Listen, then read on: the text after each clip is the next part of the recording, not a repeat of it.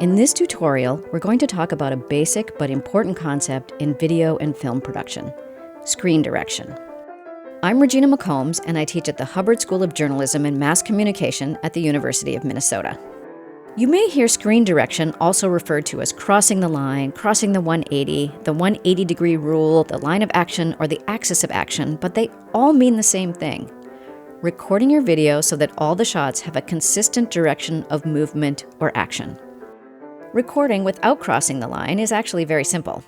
As you begin, mentally draw a straight line through your scene and stay on the same side of that line as you move around to get a variety of shots.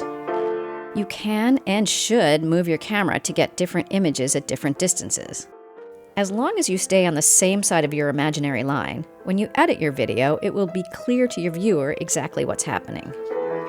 You need to use all that. And When done correctly, the action feels seamless and logical.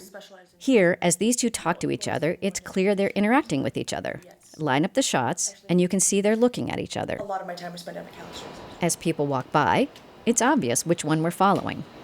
With traffic, you can see this is a one-way street, and the direction the traffic flows is clear.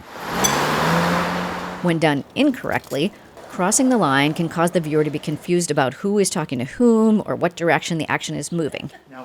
Here, these two don't seem to be interacting.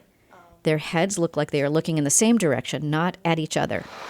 Or here, the traffic is a mishmash and we can't tell which direction traffic is headed, or even that this is a one-way street.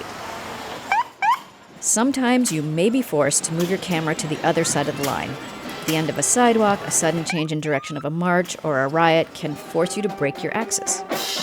So to make the adjustment, look for cutaway shots that take you briefly away from the action.